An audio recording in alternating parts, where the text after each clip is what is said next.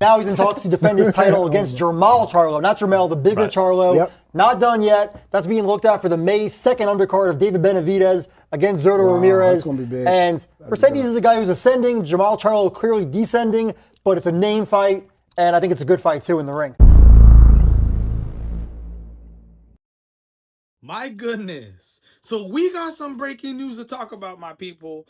3 different fights, 2 of them on May 2nd. The undercard of David Benavidez versus Zurdo Ramirez. Unification, WBO, WBA world titles on the line.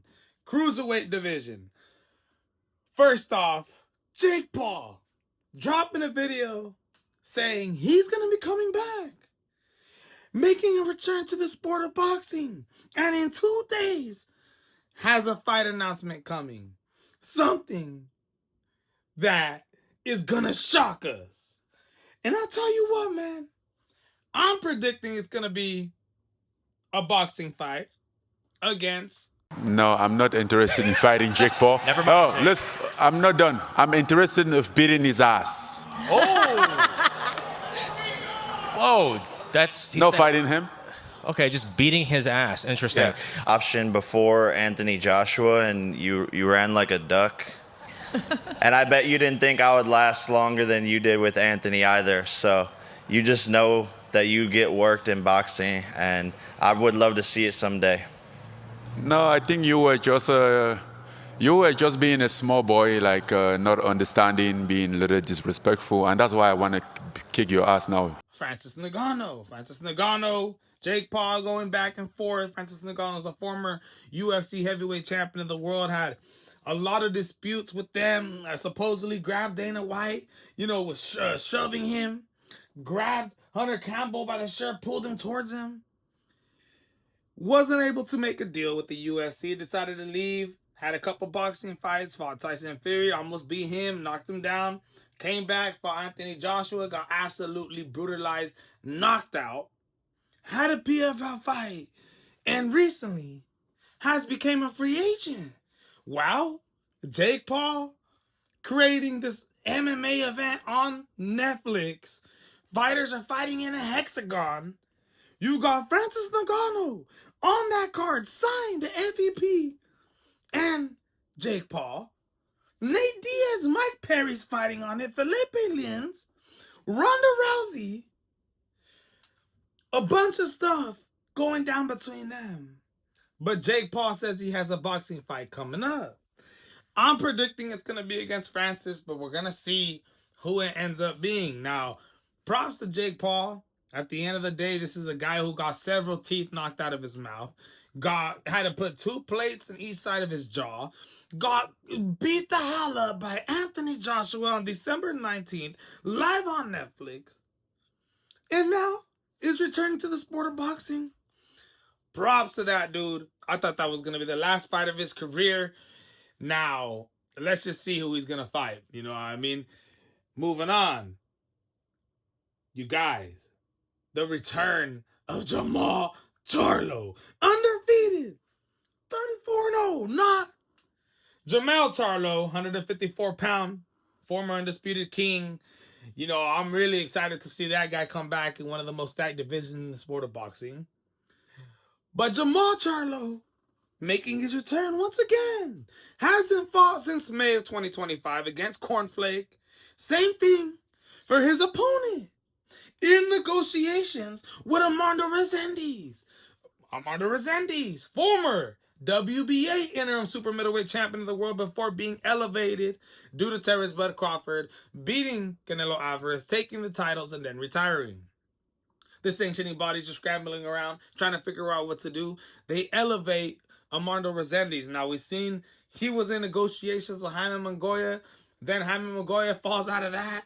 And now it looks like Jermall Charlo will be making his return and is trying to set up a fight to be on the undercard of David Benavidez versus Zurdo Ramirez. And I love it, man. I love it. The addition of a Charlo brother to the 168-pound division is what we need right now. This is going to be his 3rd fight. He fought Cornflake at 168. He fought Jose Benavidez Jr. at 168 as well. But that fight against Jose Benavidez Jr. was 3 years ago. 3 years ago. Has only fought one time in the last 3 years. But guess what? Armando Rezendiz, who went into that fight against Caleb Plant, where he became the WBA interim super middleweight champion of the world, going in there as a plus 900 underdog, shocking the world, was coming off just 2 fights before that a brutal knockout loss to Elijah Garcia. Back in 2023 as well. Actually took about a year and a half off before fighting Fernando Paliza. And then finally fighting Caleb Plant. The dude has only fought 2 times in the last 3 years. So look it, dude. Jermall Charlo, before that Jose Benavidez Jr. fight, was also coming off a 2-year layoff. So he's the more inactive fighter here. But at the same time, both of these guys are coming off 2025 May fights. I'm excited to see this. It's going to be for the WBA super middleweight title. Jermall Charlo getting another shot at it. The Hitman. I can't wait for this.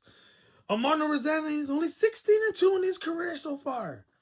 Jermall Charlo clearly is going to have the experience. But never underestimate Armando Rezendiz, man. That's all I got to say. You know, he went in there and beat Caleb Plant. Caleb Plant is the dude that slapped Jermall Charlo in the face. But backstage at the Terrence Bud Crawford versus Earl Spence weigh-ins, that was a fight that was supposed to happen. It never went down.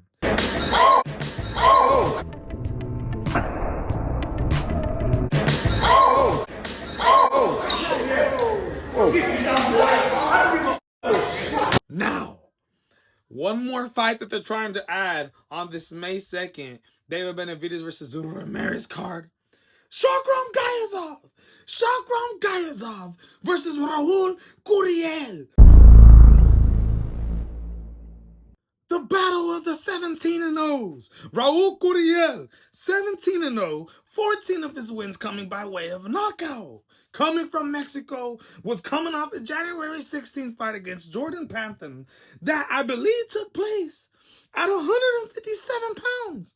Is normally a welterweight fighter, but was supposed to take on Alexis Rocha January 16th in the rematch. That doesn't end up taking place. Steps in there against a very unknown Jordan Panthan, goes the decision with them, and it's an exciting fight. But once again, Raul Curiel proves why he's the better fighter. Now, that first fight with Alexis Rocha that went down just 2 fights before that in 2024 of December was a goddamn banger. Alexis Rocha looking like he had it in the bag the early fucking rounds. But then the second half of the fight, Raul Curiel starts to come back.